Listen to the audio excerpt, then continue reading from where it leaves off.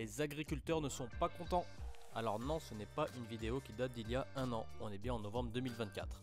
À partir du lundi 18 novembre, les agriculteurs sont appelés à se mobiliser. Les syndicats des jeunes agriculteurs et de la FNSEA ont annoncé une nouvelle journée de mobilisation. Alors pourquoi encore? Le patron de la FNSEA annonce que l'accord entre l'Union Européenne et le Mercosur est la principale raison. Le Mercosur, c'est un regroupement de pays sud-américains, Argentine, Brésil, Paraguay, Uruguay et Bolivie.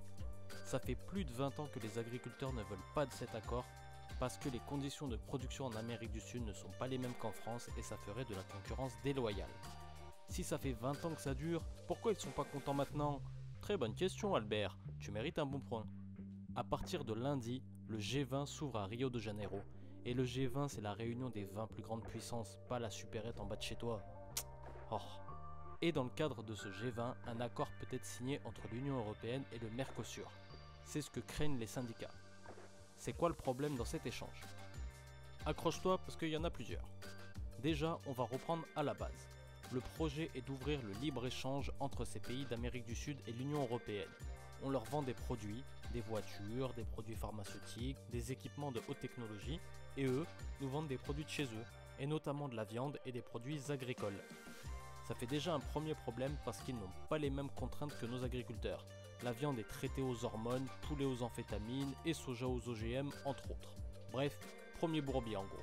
Le deuxième problème c'est que c'est une connerie écologique.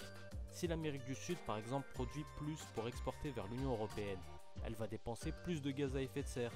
S'ils doivent nous envoyer de la viande bovine, ils doivent trouver des terres pour les nourrir et les faire vivre, donc détruire des forêts, notamment en Amazonie. Et de notre côté, on va essayer de leur vendre beaucoup de voitures thermiques qu'on ne peut plus fourguer ici, donc deuxième bourbier. Troisième point, le coût du travail. En Amérique du Sud, le coût d'un salarié n'est pas le même qu'en Europe, donc ils vont vendre leurs produits moins chers puisque la marge est plus faible, donc concurrence déloyale, donc troisième bourbier.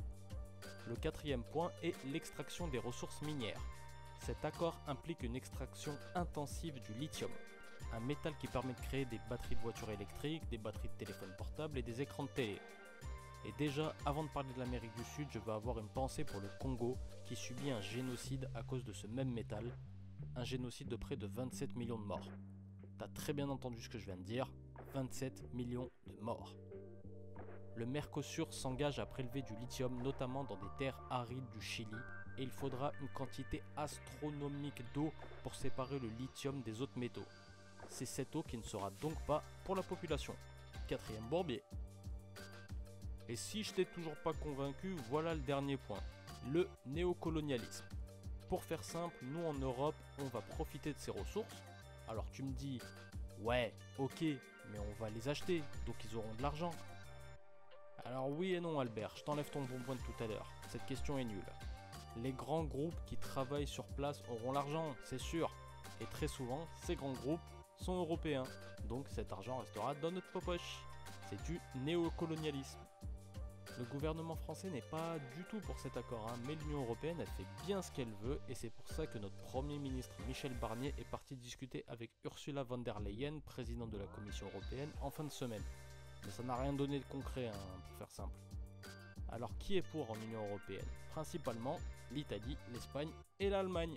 Et quand l'Allemagne parle, tu sais que c'est déjà réglé. Donc à partir du lundi 18 novembre, des actions sont prévues un peu partout en France pour se faire entendre. Tu sais que c'est carré, c'est le média du peuple, on se retrouve tous les jours pour un point sur l'actualité. Si t'as capté, c'est carré.